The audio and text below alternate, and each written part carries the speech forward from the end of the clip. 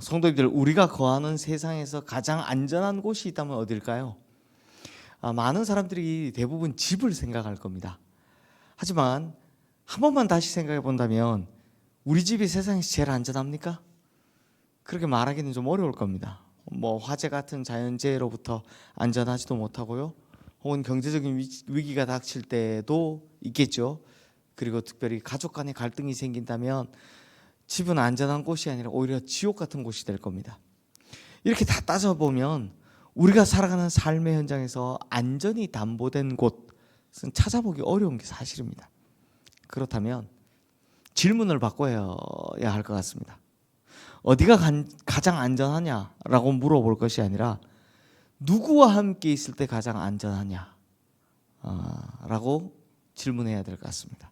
어릴 때는 부모님과 함께 있을 때 가장 안전하다고 느끼고, 나이가 들면 사랑하는 사람과 함께 있을 때 안전하다고 느끼죠. 그리고 신앙인은 하나님과 함께 있을 때 그곳이 어디든지 안전과 행복을 보장받을 수 있다라고 생각을 합니다. 마찬가지로 오늘 시편의 저자도요, 하나님과 함께 있을 때 자신이 누리는 그 내적인 평안, 또 기쁨, 안전에 대해서 노래하고 있습니다. 성도님들, 오늘 우리가 보는 이 시편 91편의 저자가 누군지는 몰라도 대제사장이라는 건 확실합니다. 그래서 어떤 분들은 이게 모세의 시편 아니냐 이렇게 말하기도 합니다. 그런데요, 이게 누군지는 모르지만 대제사장인 것만은 확실한 것 같습니다. 왜요? 1절 말씀 우리 함께 읽어보겠습니다. 지존자의 은밀한 곳에 거주하며 전능자의 그늘 아래 사는 자여. 자, 이 시인이 지금 이 시를 쓰면서 거하는 곳이 어디냐? 지존자의 은밀한 곳, 전능자의 그늘이라고 이야기를 합니다. 그리고 좀 더 보겠습니다. 2절 말씀도 함께 읽겠습니다. 나는 여호와를 향하여 말하기를 그는 나의 피난처요 나의 요새요 내가 의뢰하는 하나님이라 하리니. 자, 이번에는 그가 거하는 곳이 하나님의 피난처라고 이야기합니다. 또 이거 보면 또 다윗 같기도 합니다. 그리고 4절 말씀에 보면 그가 어디에 있는지 좀 더 정확하게 표현이 됩니다. 함께 읽어보겠습니다. 그가 너를 그의 깃으로 덮으시리니 내가 그의 날개 아래 피하리로다. 그의 진실함은 방패와 손방패가 되시나니. 자, 성도님들, 여기 나오는 그의 깃, 그의 날개가 바로 힌트인데요. 성도님들 아시겠지만 지성소에 들어가 보면 뭐가 있습니까? 하나님의 언약궤가 있죠. 그리고 그 언약궤 위를 보면 뭐가 있습니까?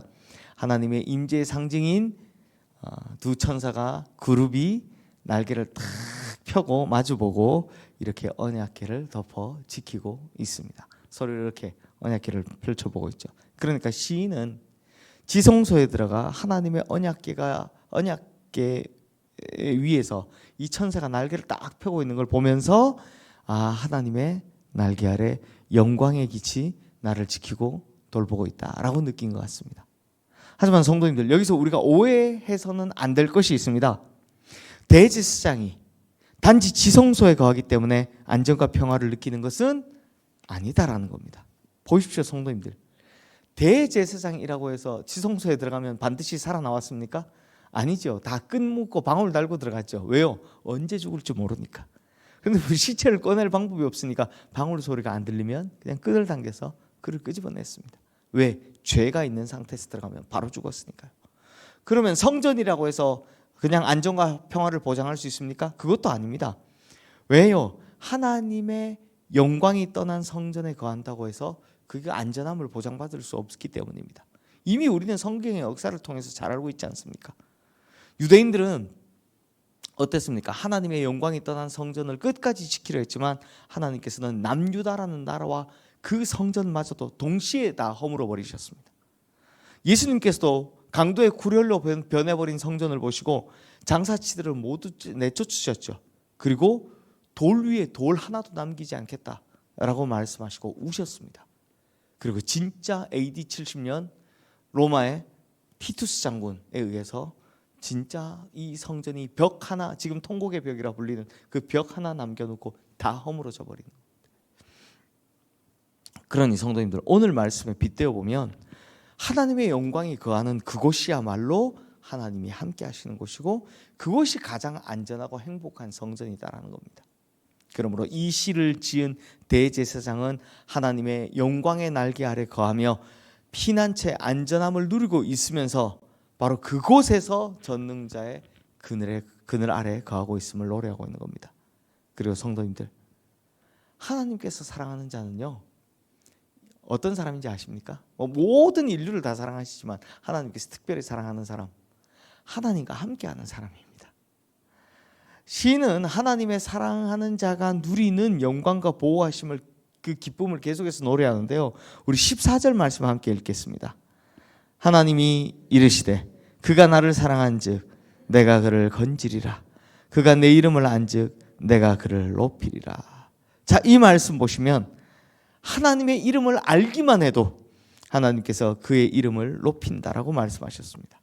진실로 놀라운 사랑 아닙니까? 우리가 하나님을 알고 하나님의 이름을 부르면 하나님께서 우리를 안전하게 보호하시는 것을 넘어서서 우리의 이름을 높여주신다라고 약속하는 겁니다. 얼마나 좋습니까? 이런 하나님. 거기다 15절 말씀도 함께 읽겠습니다. 그가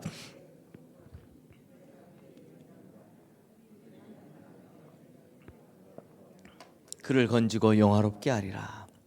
자, 하나님과 함께하는 사람이 하나님 앞에 간구하면 어떻게 했다고요? 하나님께서 친히 응답하시고 건져주시고 그뿐만 아니라 영화롭게 하겠다라는 약속을 해주시는 겁니다. 그러니 성도님들, 안전하고 평안하게 보호하심, 또 우리의 이름을 높여주심, 그리고 응답하시고 환난에서 건져주시며 우리를 영화롭게 하심, 이 세 가지, 이 모든 것들이 하나님과 함께하는 자들이 받는 축복인 겁니다. 세 가지 뭐라고요? 안전하고 평안하게 보호하심, 두 번째는 우리의 이름을 높여주심, 세 번째는 응답하시고 환난에서 건져주시며 영화롭게 하심. 이 세 가지 하나님과 함께하는 자들이 받게 되는 축복인 겁니다. 그러므로 우리 성도님들, 다른 거 다 뒤로 하고 항상 하나님과 동행하시기를 주님의 이름으로 축원합니다. 언제 어디서 무엇을 하든 하나님과 동행하시기를 주님의 이름으로 축원합니다. 우리 하나님은 하나님을 사랑하는 자와 함께 하시고요, 하나님의 이름을 아는 자들을 높여주시고 영화롭게 하시는 정말 좋으신 하나님이십니다. 그러니 우리가 어디에 있는가, 이게 중요한 게 아닙니다.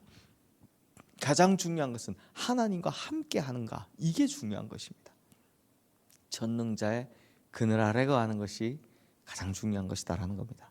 그러므로 우리 성도님들 항상 하나님과 함께 하시는 우리 성도님들 되시기를 주님의 이름으로 축원합니다. 이 시간 오늘 주신 말씀 기억하며 우리 함께 기도하겠습니다.